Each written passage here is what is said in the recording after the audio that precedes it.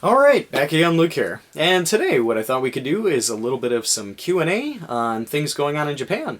I made a list of all the questions that were asked, or at least most of the questions that were asked on the last video, and thought I could go over them and let you guys know about things that go on in Japan here and daily life, and in general, in a little bit more detail. So, and tonight's daily news. No. Somebody had made a mention about that, I don't know, past videos or something, like, Luke, you should have a stack of papers or something like that and do some shuffling. Alright, and for the weather. So, just messing around. For the first question here, though, one question was, how is Halloween in Japan? Is it popular or not? And what do people do in Japan for Halloween? And probably about, I don't know, maybe 5-6 years ago, I would say that Halloween was generally something that was only done by Western people or foreign people who came to Japan. And it wasn't such a huge event here. But over the years, and especially this year, something has kind of changed. And Halloween has actually become really, really popular. And you can actually see TV commercials now where the families, there'll be like a family of like 3 or so. It'll be the mother, father, and the son or daughter. And they'll just be standing around a table that has all kinds of desserts and has like a pumpkin type theme to it, and they're all wearing Halloween outfits, or at least the children are, and it's kind of like a family get-together. So that's actually something that's really become quite popular, especially this year, is, yeah, with family and doing little Halloween kind of parties. So that's what's changed here for the most part. One thing that is probably not the best thing, actually it's really a bad thing, probably about 4 years ago, no, maybe it's more, 5 years ago, when they have Halloween in Japan, they generally have Halloween in major areas, major cities. So you'll find Shinjuku, which is a really huge place, like one of the biggest cities in Tokyo, around Japan, has a really big event going on in different sections of Shinjuku, different areas. They have little parties going on all around that area. Other parts, like Roppongi. Roppongi is Japan's kind of posh area. It's very close to, I would say, maybe Bloomington Hills or so, or maybe Hollywood, California kind of thing. It's a really kind of upper class area, as well as Ginza. These are some other places that have some really nice high class parties. But, you know, as with all parties, what happens in the beginning and what happens in the end is quite different. And about 5 years ago, there was a huge party, and people decided to use the train line. And there are many different train lines in Japan. There is, what is it, like the Chuo line, or the Yamanote line, or the Odakyu line. There's many different lines here. But one famous line is the Yamanote line, which goes around in a circle. And it circles around through a lot of major cities, one being Tokyo, like Tokyo. The other one being, it goes around to Yoyogi Park, which is where they have a lot of the kind of festivals and a lot of, yeah, kind of interesting places over there. They have Shinjuku, which is on the Yamanote line, etc. But it's a train system that goes around in one circle, and it goes around to the left or to the right. And about 5 years ago, a whole group load of foreigners, just tons of foreign people, decided to have a Yamanote-sen party. Now, you can imagine what it's like with foreign people who get really excited in the moment. They want to do some, you know, partying. They're all dressed up and have some fun. But you can also see the other side of things where it's the local people and they're not into it as much as the Western people are. So all that mixed together with drinking, because in Japan public drinking is okay. You can do drinking on the street, which is actually quite nice. You know, you finish with work, you just kind of have a beer on the street. It's technically probably not the most, what is it, well-mannered thing to do, unless you're doing it in kind of like a private location. You don't want to just stand in front of the station and drink, because then you look like one of the homeless guys. But yeah, you can drink in the station, you can drink on the streets, you can drink on the trains. But some of the things that you can't do is, obviously, you can't drink and drive. And the other thing is, the police are extremely I guess, what is it, strict when it comes down to drinking and riding a bicycle. So you can't do that, but you can drink on the street. So anyway, these huge, I mean, just tons of foreign people got on the Yamanote line and were drinking on the Yamanote line, playing music on the Yamanote line. This is all while other people were sitting down in their seats. And there's racks above the seats where you can put your coat or you can put your belongings. People were laying up on the top of that. If you were to type into YouTube, just type in Halloween Yamanote line. It's Y-A-M-A-N as in Nancy, O-T-E, and line or something like that. If you type that into... type it into YouTube, you guys can see what I mean. It got way out of control, and the local people were extremely upset, and there were death threats to foreign people, like if you guys ever do this, if I ever see a foreign person on the Yamanote line, I'll kill them. There were signs that were put up on the Yamanote line saying like, if you get out of our city, get out of our country. It was really bad. And that was, on Halloween, kind of basically today, about 4 or 5 years ago. So who knows what the news will say tomorrow. Hopefully that's all over with. But that's a really long story, but it was, it was something that did happen. It was a big event. It was something that was really a bad event, and a lot of people were angry by it. But so that's Halloween. So yes, it is celebrated here by the foreign people a little bit more than the local people. So next one here. The next one is kind of along the similar lines. Is there any kind of anti-South Korean like feelings and with Japanese here? And the answer is yes. To be more exact, there is kind of like a hierarchy as far as foreign people go living in Japan. If you're from a Western country, or if you're from like a European country, your status is pretty much at the top. Well, you're at the top of the, as high as the foreign people can get. That's where it starts. Then it works its way down, depending on which country you're from. And eventually, at the very rock bottom is Asia. And Asia meaning people from China, people from Korea, around that area. I suppose Vietnam's in there too. But mostly it's China and Korea. And that dates back to the long war process where in Japan, there's still a lot of bad feelings about it. But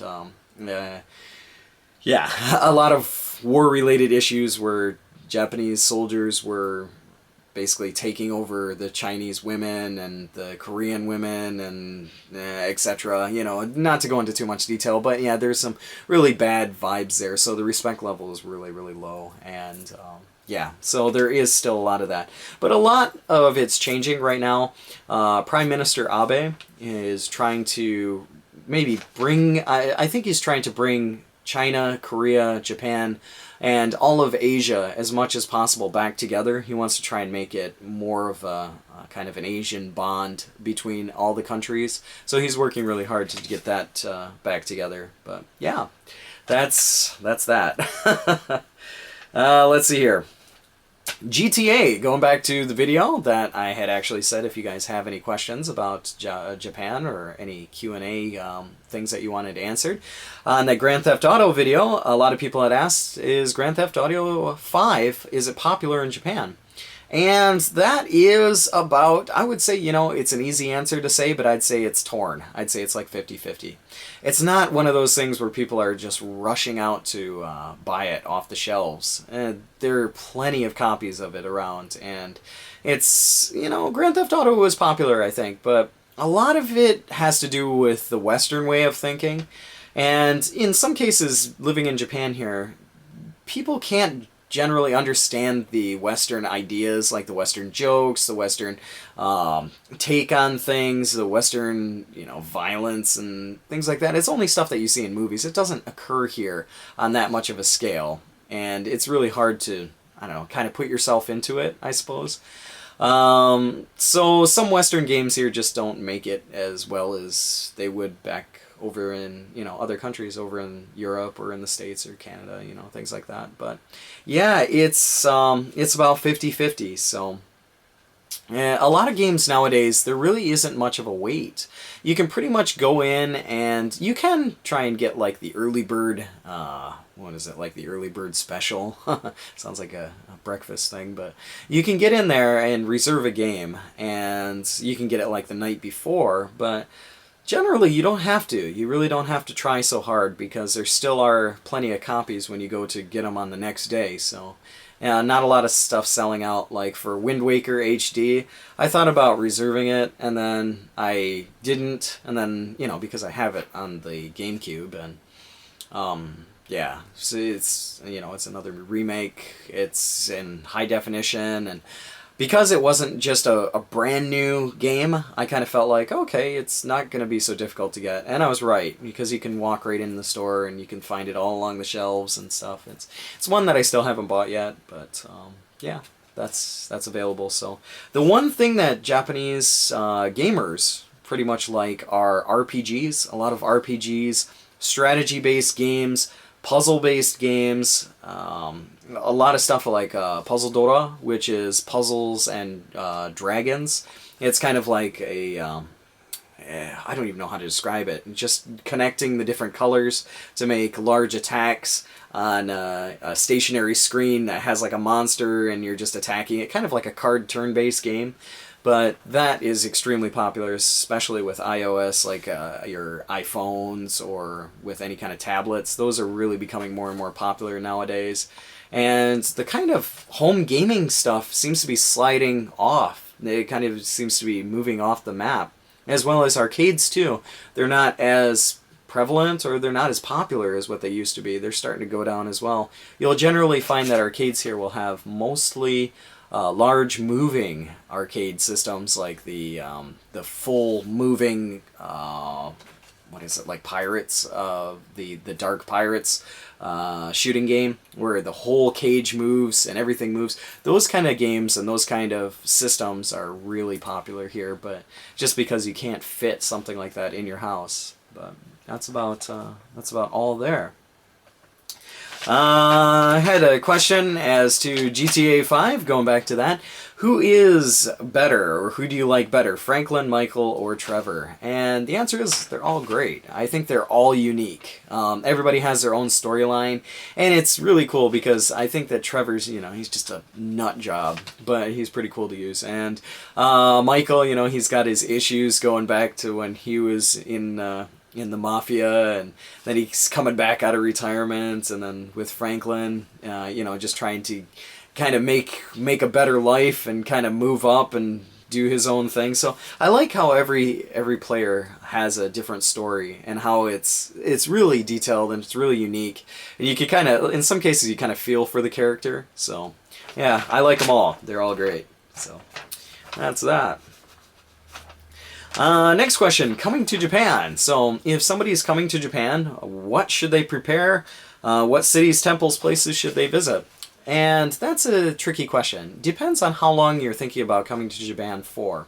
If you come to Japan for at least 1 month, I would recommend, first off, finding the cheapest place you can stay, like a youth hostel, or you try and find like a place, a friend to bunk with or something like that, because it's expensive. Cost of living here is extremely expensive. Generally, when I first came over to Japan, they told us that you would need about $3,000 to live for 1 month in Japan. Obviously, you know, for some people, $3,000 is not possible just to live on for 1 month, but honestly, you don't need $3,000. It depends on how you spend, and depends on what you decide to buy. If you're going out drinking one night, you're probably looking at spending $100 easy. Probably more in the $200 range if you're going out drinking and going out to karaoke, singing, or karaoke. If you have a large group, then you're gonna spend a lot of money. Nomi hodai is something that means all you can drink, or tabe hodai courses, which is all you can eat.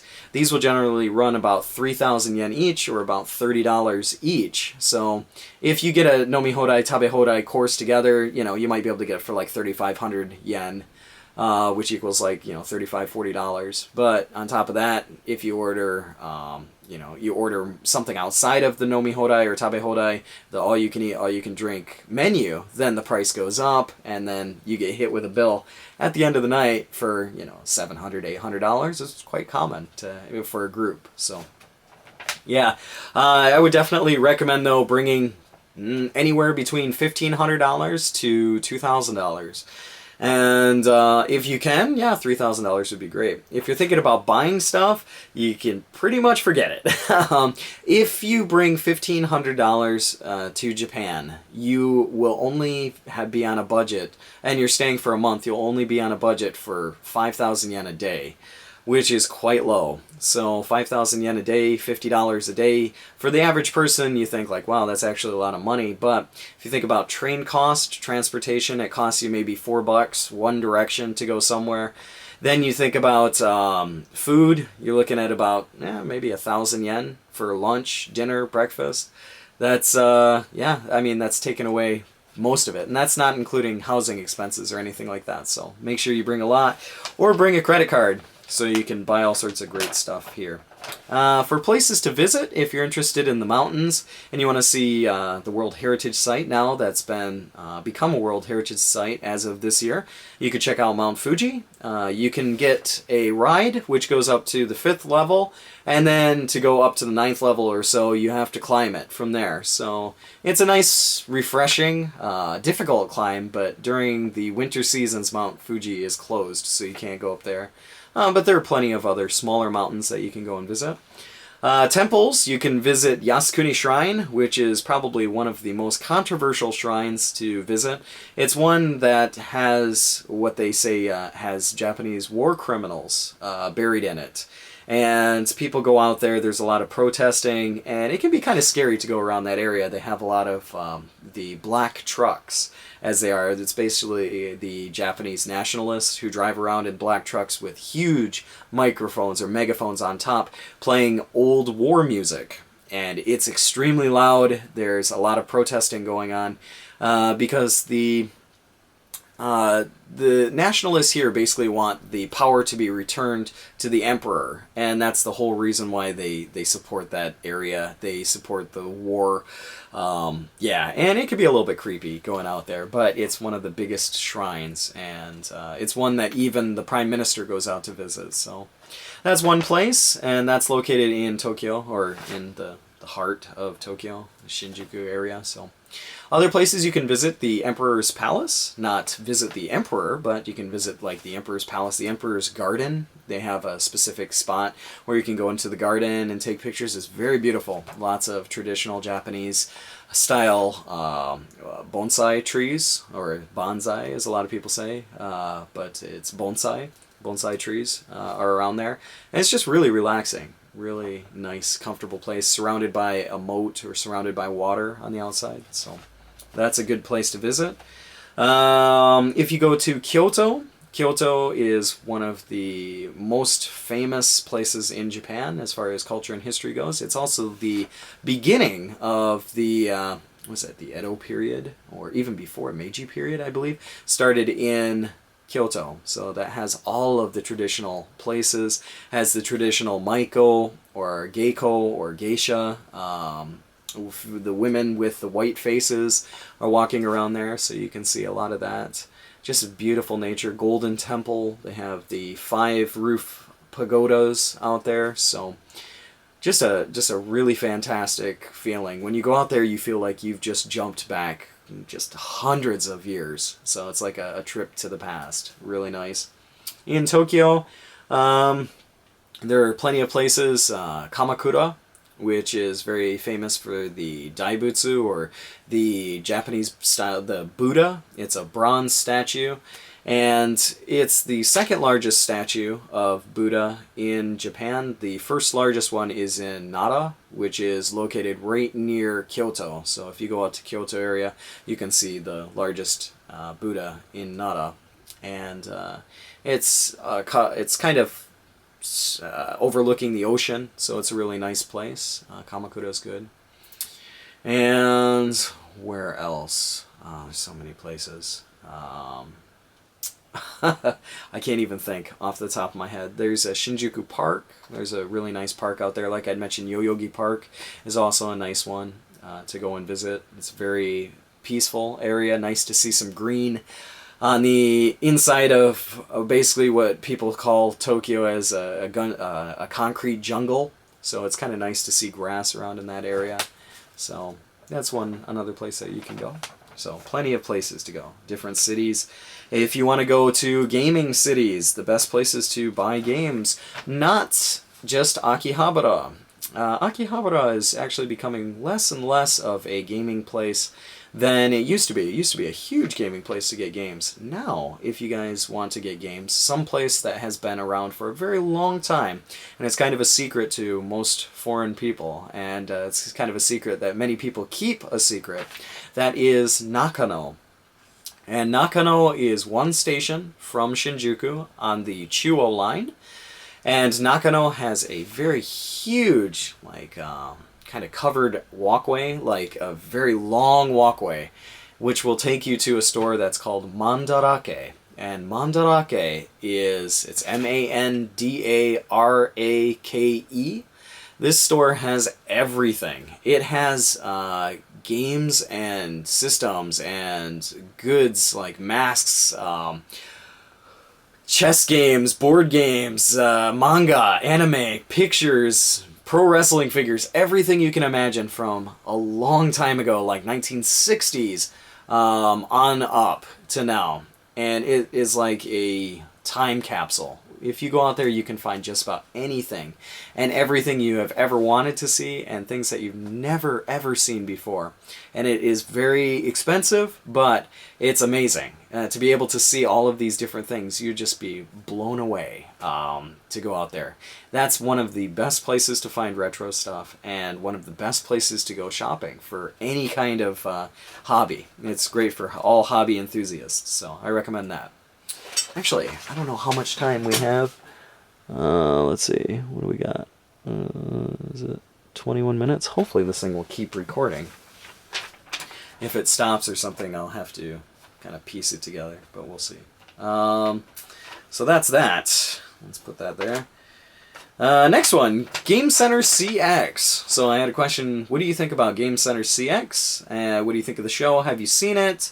What are your favorite episodes? And yes, I think that most people who are into gaming, I would have to say everyone who's into gaming has at least seen one episode of Game Center CX, especially if you live in Japan. It's a very famous television show that was popular back in like 1980s or so, around the time of the Famicom, with the host Arino, and a very comical guy who would be tortured by having to play a requested game that someone had wanted to see from start to finish how to play it. And he would have to play this game until he beat it. And it was so comical, and it still is today, because he's still making these videos, but to watch the progression from the very first time when he sits down to play a game that, he doesn't know much about until the end when he beats it, and he's sitting there for hours on end, just like beating himself over and over on the head, just going, why this stupid game, I hate it. But it's fantastic. In order to get those games, or not to get the games, to get the series in Japan, it is going to cost you a lot of money. It's quite expensive to get Game Center CX DVDs. I remember going into even Book Off or Hard Off once and seeing a Game Center CX DVD going for like 7,000 yen. Used. So this is a used DVD of Game Center CX going for like 7,000 yen. So they are extremely expensive. But a couple of my favorite episodes for the series, there are so many different episodes that I love, but he did a review on Atlantis no Nazo, or the Mysteries of Atlantis. And this is a game that some people have actually played in the past. I know that Dan Van Dam has actually done a playthrough on it. But Arino wound up doing a playthrough on it, and he was going nuts. Because in the game you can switch around, you can move throughout the game by warping to different stages and things, and it was one that just drove him mad, but it was fun to watch. And another one, quite recent one that he did was on the Wii U. He played Balloon Fight, and he's kind of not familiar with the idea of, using the controller to move up and down, and using it as a movable device, because he's used to just using the regular controllers from other games. But he's trying to make his way through the game, and halfway through it, he just gave up because he couldn't do it. So he had one of his coworkers or one of the staff members help him out with it. And he's like, "Oh, take this over, help me out." And he got him through one part, and then Arino tried to get through the next part, and it was just like, "Oh, I can't do it." So that was another favorite one of mine, because it's quite recent, so I really like that a lot. Let's see here. Are we still holding up on time? And still looks like it. Okay, that's good. And for, let's see here, another one, babies in Japan. So the declining birth rate and the elderly population getting bigger and bigger. And that is a problem that is happening in Japan.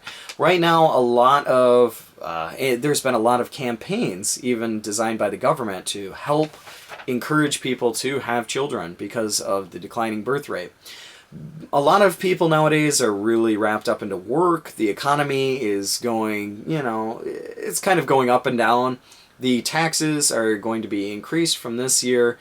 The income is not as much as what it used to be. Plus, the middle generation is paying for the younger generation as well as the older generation.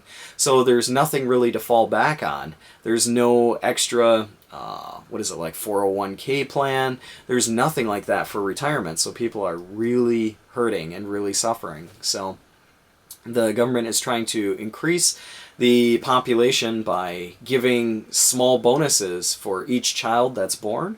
So if you have one child, you get an extra additional, $200. If you have two children, you get $400. If you have three children, you get $800. Like, they jump it up for anyone more than three children, so they're really trying to push that.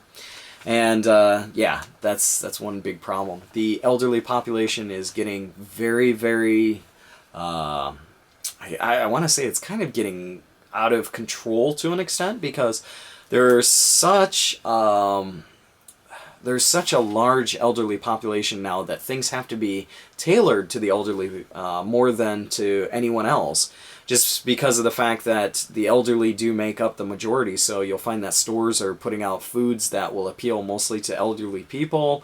You'll find that a lot of the services and train stations will be more towards the elderly, putting the elderly as priority.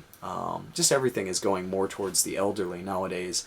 And that really makes it frustrating for a lot of the middle-aged people here, because they're paying higher tax rates, they're paying for the pensions for the elderly, as well as the younger generation is kind of dwindling down, and they're not working. So the younger generation not working is causing a huge problem. And that's where the foreign people who go to Japan kind of come in and help out with the economy, because we're actually paying higher taxes than some of the locals here. And in some cases, the students who come overseas to study in Japan, they're paying like double tuition, or they're paying tuition and a half to kind of make up for the lack of students in universities. So yeah, it's kind of a big problem here. But it's getting better. Slowly but surely. Don't want this to be an all negative video, but let's see here. Next one. What are some American foods that Japanese people love? That is a really good question that I cannot answer, because for the first part, I don't know what American food actually is. If you think about it, a lot of the foods that we think of as American, quote-unquote American foods, were developed or designed or invented in other countries. And there's just like an American kind of twist to it, The idea of hamburgers and hot dogs, I don't think you can really say those are even American. I don't know where to start and where it would end for this one, so I don't know. When you want to talk about American food companies, McDonald's is definitely huge in Japan. Not any bigger, though, than Japanese food chain companies. In fact, Japanese food chain companies will beat the Western food companies tenfold when it comes to quality, service, Japanese taste, things like that. There's a Japanese burger shop that is called MOS Burger. And it's moss with one S, not like the green stuff that you would find growing, you know, underneath your patio.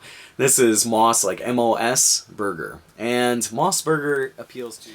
Alright, well, it looks like the video shut off there, so I got kind of cut off halfway through. But as I was mentioning, MOS Burger basically appeals to the Japanese people in a lot of different ways. And one of those ways is the size. If you compare some of the Western style kind of hamburgers to Japan, you'll notice that the size is just unbelievably different.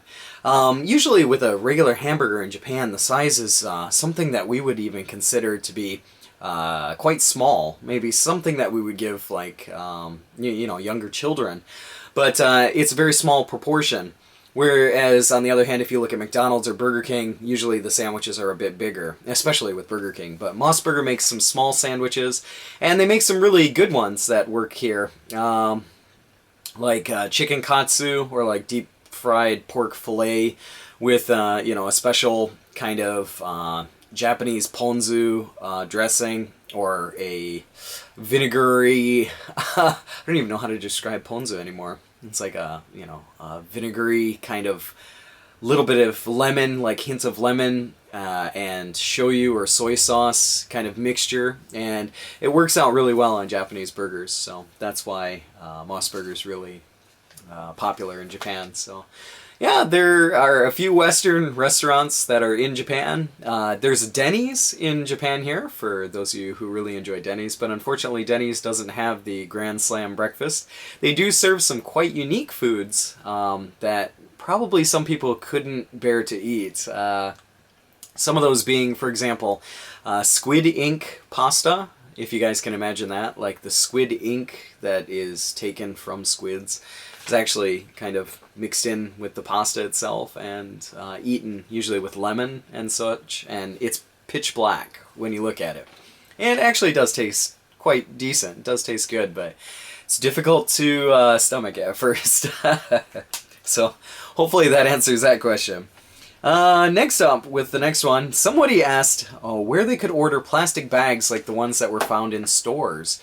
And I'm guessing they're referencing like things like Super Potato or Hard Off plastic bags. And to be honest, I have no idea. I don't know where these could be taken from. I don't think you can just buy them. I think you'd have to go to the store and just get a bunch of goodies and just collect the bags, because I think those are only available through the store itself. So I'm not sure. So unfortunately for that one, I can't. And one of the last ones was a question that said, you know, just tell us what is a daily, what is a day like for you living in Japan? And, you know, what is it like waking up and what do you do? So, to kind of sum it up, I suppose, you know, I wake up like every other normal person in the morning, have breakfast, I get dressed, I go to work.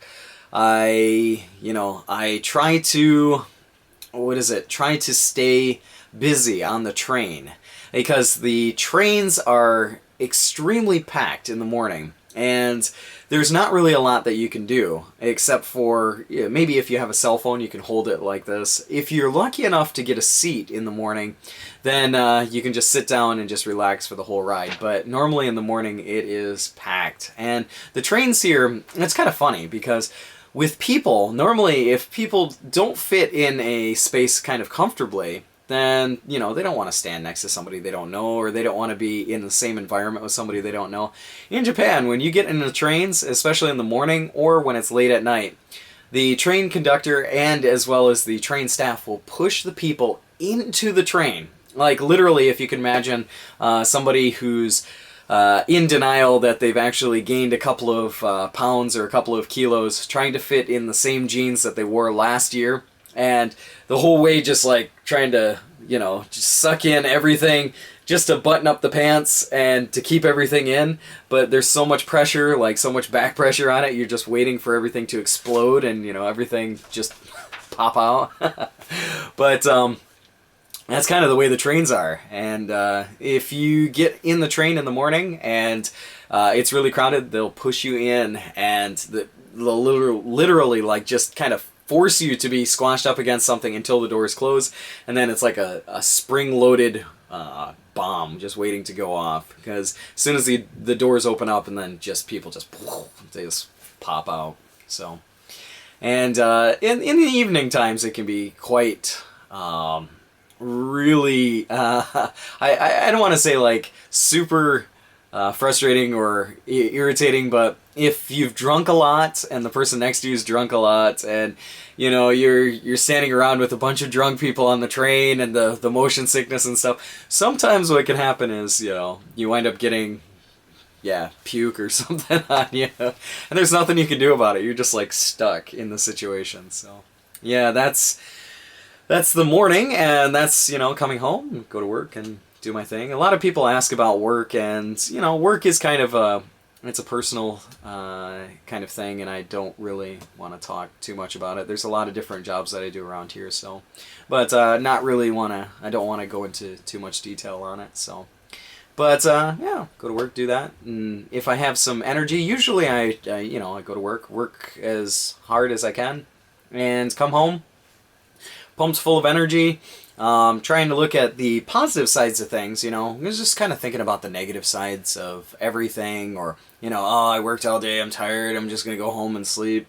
It's really not too much, you know, that will excite you then in a day. You know, you go home, you go to sleep, and you wake up the next morning and do the same routine over and over again. You kind of start to feel like there isn't a whole lot of things to do in life. It just seems like really bland. But, you know, if you think like, yeah, I finished work, you know, I'm going to go and do something, go out, have a drink with a friend, or, you know, go out with a bunch of group members from work, go out, have dinner, come home, do a little bit of gaming, make videos like this, as you can see, still in the tie.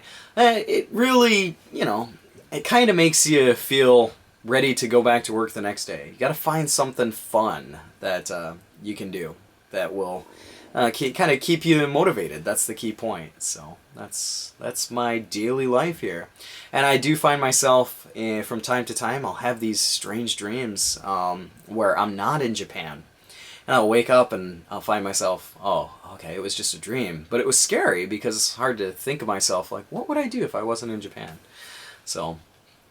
And yeah, I mean, there's times where you wake up and you go like, oh, wow, I'm still here. This is great. So that's all the questions here in a nutshell. Hopefully I was able to answer all the ones this time. And if you have any other questions, or if you guys want to know anything else, I'll try my best to see what I can do and come up with some answers for you guys. And yeah, make another one of these Q&A videos. But that's about all for me for right now. Like always, I'll put up another video here soon, so thanks for watching.